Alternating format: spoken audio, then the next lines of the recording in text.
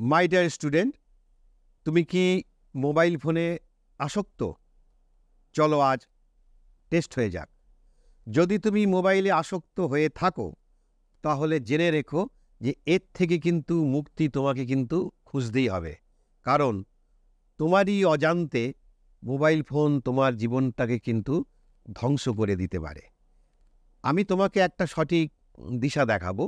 এখন সেই পথে তুমি চলবে কি না চলবে সেটা তোমার ব্যাপার। কারণ আমি মনে করি যে তোমার বয়স হয়েছে, বুদ্ধি হয়েছে এবং জীবনটা তোমার। সেখানে তুমি কি ডিসিশন নেবে সেটাও তোমার একান্ত ব্যক্তিগত।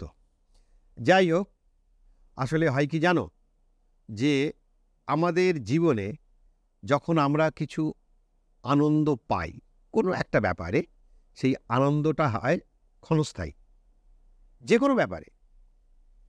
তা মনে করবে যে প্রথম তোমাকে মোবাইল ফোন গিফট করেছিলেন তোমার বাবা কিংবা মা। কি জন্য?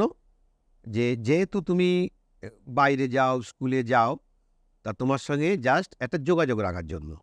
আর তুমি কিন্তু তাতেই খুশি ছিলে, খুব খুশি ছিলে যে মোবাইল পেয়েছো, ওতে তুমি কথাবার্তা বলতে পারছো আত্মীয় পরিজন বন্ধু বান্ধবের সঙ্গে, ঠিক আছে? তা কিন্তু বাস্তবে কি হয়েছে, এই আনন্দটা তোমার জীবনে আর খুব বেশি দিন থাকেনি। তারপর তো সেটা একটা একঘেয়েমির মতো ব্যাপার এসে গেছে। কিন্তু আমাদের মন কি চায়? আরও আনন্দ চাই, আরও আনন্দ চাই। এটা আমাদের মন চায়, এটা সবারই চায়। তা তখন কি হয়, যে আর কোম্পানিগুলো ওই মোবাইল ফোনটাকে এমনভাবে তৈরি করেছে যে ওখানে কিন্তু অনেক কিছু সেই আনন্দ পাওয়ার উপকরণ তো আছেই। তা এখন তুমি ন্যাচারালি কি করবে তখন? তারপর আস্তে আস্তে সেখানে তুমি গেম খেলতে শুরু করবে। তারপর আস্তে আস্তে সেখানে ইন্টারনেট সংযোগের ব্যাপার এসে যাবে। তুমি আস্তে আস্তে সোশ্যাল মিডিয়ায় ঢুকে পড়বে, সেখানে কোনো পোস্ট করবে। তারপর তুমি উন্মুখ মানে উন্মুখ হয়ে থাকবে যে কে কটা লাইক করলো, কে কি কমেন্টস করলো, ভালো ভালো কমেন্টস, সেগুলো তুমি চাইবে। কারণ আমাদের জীবনে সবাই আমরা একটা রিওয়ার্ড চাই, একটা যে কেউ আমাদেরকে কিছু ভালো বলুক, প্রশংসা করুক, এটা সবাই চায়। তা ন্যাচারালি তুমিও চাইবে। তা এভাবে শুরু হয়। এ পর্যন্ত ঠিক আছে। কারণ ঠিক আছে এই অর্থে, কারণ মানুষ সবসময় পড়াশোনা করতে পারে না একটানা, বা সে যে কোনো কাজই করুক, পড়াশোনা বা সে যদি অন্য কাজও করে, একটানা সে জিনিস করতে পারে না। তার একটা মাইন্ড রিল্যাক্সের ব্যাপার আছে। তা মাইন্ড রিল্যাক্সের জন্যে যদি আমি 24 ঘন্টার মধ্যে 1 ঘন্টা মোবাইলে টাইম পাস করি, তাতে বিশেষ ক্ষতি কিছু নেই। তবে এক্ষেত্রে আরও একটা জিনিস বলবো, যে মোবাইলে টাইম পাস করার থেকে তুমি যদি একটু বাড়ির বাইরে গিয়ে একটু বন্ধুর সঙ্গে মেলামেশা করলে, কোথাও গেলে, মাঠে গেলে, কিছু খেলা করলে, খেলা দেখলে, মানুষের সঙ্গে কথা বললে, এটা কিন্তু মোবাইল ঘাঁটাঘাঁটির থেকে এটা কিন্তু আরও ভালো। কিন্তু হয় কি, যে বাইরে যেতে গেলে ওই আবার জামা কাপড় পরতে হবে, জুতো পরতে হবে, রেডি হতে হবে। তা এই সব একটা আলসেমি লাগে আমাদের। ওর থেকে বাবা দরকার নেই, আমার হাতের কাছে মোবাইল ফোন আছে, ওটাকে টেনে নিলাম, বাস ওটাকে ঘাঁটাঘাঁটি করতে শুরু করলাম। তাই এটাই হয় আর কি। তো সে যাই হোক, তা যেটা বলছিলাম এই পর্যন্ত ঠিক আছে। তুমি যদি মোটামুটি দিনের মধ্যে 1 ঘন্টা কম বেশি তুমি যদি সময় পাস করো। কিন্তু যদি এমন হয় যে তোমার ধরো আরও তুমি যে পোস্টগুলো করছো সোশ্যাল মিডিয়ায়, তোমার অনেক বেশি বেশি তোমার লাইক প্রয়োজন, 10-12টা লাইক এলেও এতে তোমার মন ভরছে না, তোমার আরও কমেন্টস দরকার, ভালো ভালো কমেন্টস।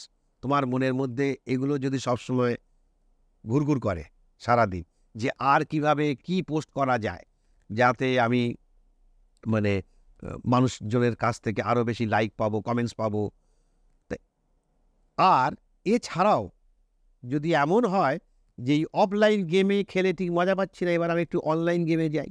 আর অনলাইন গেমে যখন তুমি যাবে, আর এই যা বললাম আর কি, যে সোশ্যাল মিডিয়া থেকে যখন তুমি বেশি লাইক চাইবে, বেশি কমেন্ট চাইবে, তখন তুমি দেখবে কি অবস্থা হবে। তুমি তখন ওই ঘন্টায় ঘন্টায় তোমার মোবাইল ফোনে হাত দেবে। আর শুধু তাই নয়, কোনো নোটিফিকেশান এলো কিনা সেটাও দেখবে, ও হবেই। আর এই করে করে দেখবে তুমি প্রায় সারাদিনে প্রায় কিছু না হলেও 4-5 ঘন্টা কমপক্ষে তুমি সেই মোবাইল ফোনের পিছনে তুমি সেই সময় নষ্ট করেছো। এটা হবেই। এই যদি অবস্থা হয় তাহলেই বুঝতে হবে তুমি কিন্তু মোবাইল অ্যাডিক্টেড হয়ে পড়েছো।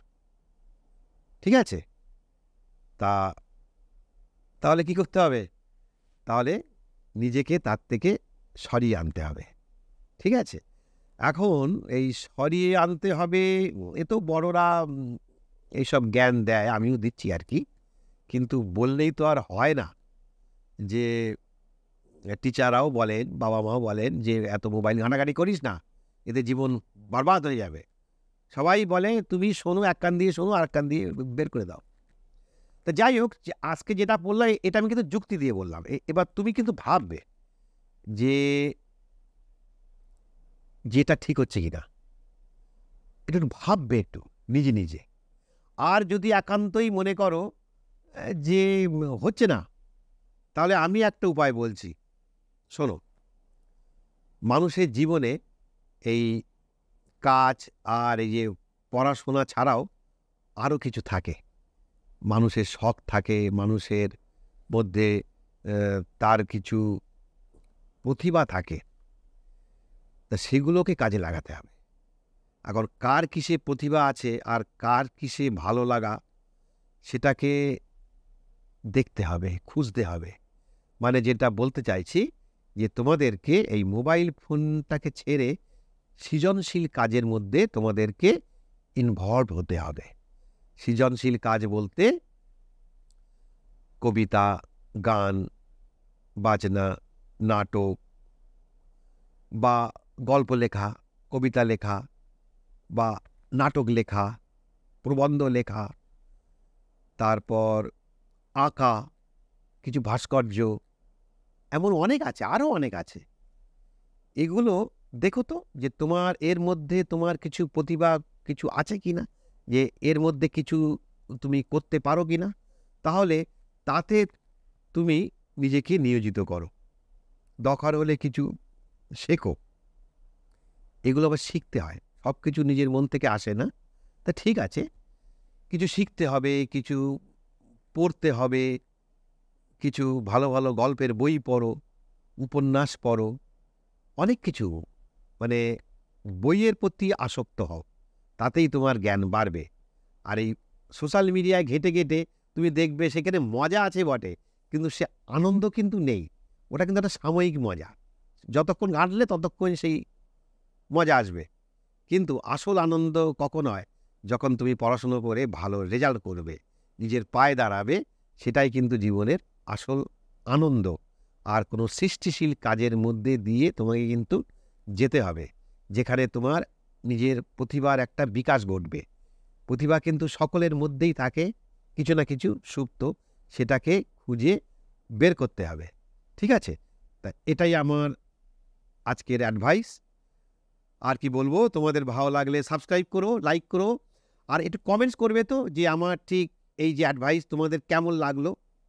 আর তোমাদেরও যদি কিছু মনে হয় যে স্যার এইটাই করা উচিত, এইটা করলে মোবাইল থেকে আমরা মুক্তি পাবো, তোমাদের মধ্যেও চিন্তাভাবনা কিন্তু মানে তোমরা বয়সে আমাদের থেকে অনেক অনেক ছোট, কিন্তু তোমাদের চিন্তা ভাবনাটাকেও কিন্তু আমি রেসপেক্ট করি।